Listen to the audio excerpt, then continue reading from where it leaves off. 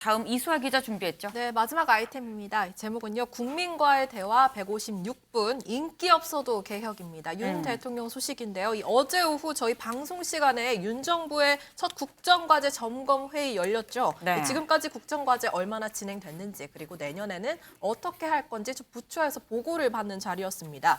예정 시간 원래 56분이었는데요. 부처 관계자랑 120분. 네, 120분이었는데요. 부처 관계자랑 대통령만 있는 게 아니었습니다. 국민 패널 100명이 있었죠. 네. 그래서 시민들이 던지는 질문에 윤 대통령과 장관들의 답변이 계속해서 이어지면서 156분간 생중계로 진행이 됐습니다.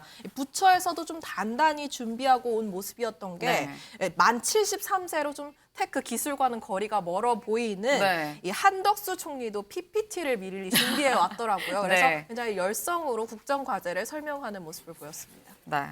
제가 좀 정정을 좀 하겠습니다. 120분이 아니라 원래 100분이었는데 156분. 네, 100분이었는데 거의 한 1시간을 거의 가까이 초과를 했다라고 말씀을 좀 드리겠습니다. 근데 어제 저도 봤습니다만 민지숙 기자, 이 어제 윤 대통령의 발언 분량이 상당히 많았어요. 맞습니다. 근데 이 발언을 보면 윤 대통령 캐릭터가 좀 그대로 드러나더라 뭐 이런 얘기가 있습니다. 네, 특유의 화법으로 이 3대 개혁 과제에 대한 의지 강력하게 밝혔다라고 볼 수 있는데요. 이 노동과 연금, 교육 3대 개혁은 선택이 아닌 필수다. 인기가 없는 일이라도 해야 한다라고 강조했는데요. 이 패널 중에 식자재 마트를 운영한 한 시민이 곧 연말에 일몰을 앞둔 8시간 추가 연장 근로 입법에 대해 확답을 요구하자 마이크가 꺼진 뒤에도 이 노동부 장관에게 지시를 이어가는 모습이 그대로 방송되기도 했습니다. 또 이 검찰 출신임을 여과 없이 드러내기도 했는데요. 이 자신이 검사 시절에는 뭐 검찰과 경찰에서 마약 관련된 수사를 굉장히 단속을 많이 했다. 밤잠도 안 자고 휴일도 없이 열심히 해왔다. 이런 발언을 하기도 했습니다.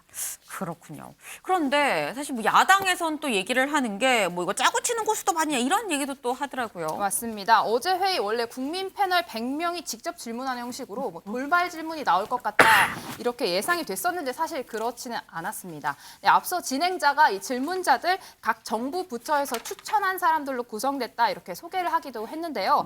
이를 두고 민주당에서는 짜고 치는 고스톱 같아 보기 민망했다. 잘 준비한 쇼를 보는 것 같았다 이렇게 평가했습니다.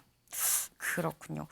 장유미 변호사님, 사실 어제 혹시 보셨을까요? 네, 저 라디오로 들었습니다. 아, 그랬군요. 아니 사실 이 회의 취지가 국민과의 약속을 좀 제대로 잘 이행을 하고 있는지 문제점이 뭔지 이걸 좀 보자 뭐 그런 취지긴 했었어요.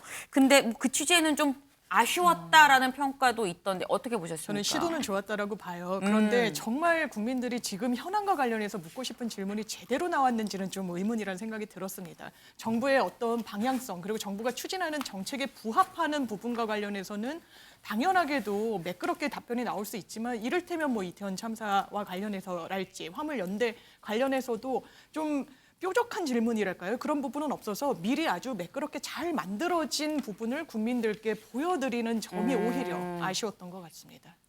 그렇군요. 사실 뭐 이 좀 더 날카로운 질문이 많이 나왔더라면 좀 더 많이 좀 해소가 되고 좀 소통이 될 수 있었겠다 싶기도 한데 어제 사실 눈길을 끈 부분 이런 부분도 있었습니다. 이수아 기자.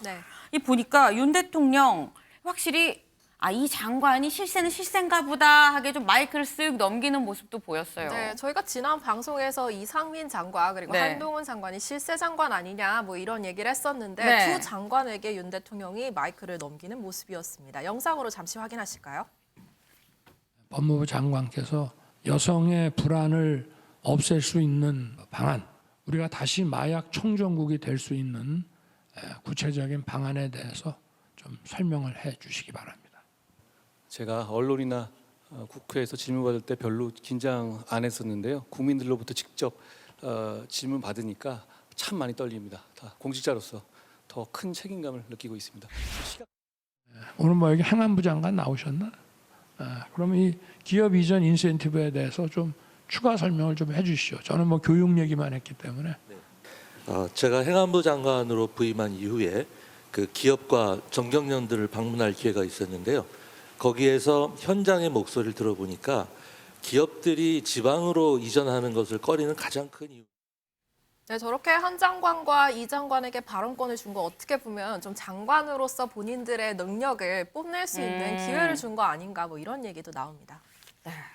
사실 뭐 정말 실세인지 아닌지는 뭐 알 수 없는 일이긴 합니다만 분명히 윤 대통령과 이 두 장관 좀 눈길이 가는 사람들인 것만은 좀 맞는 것 같습니다.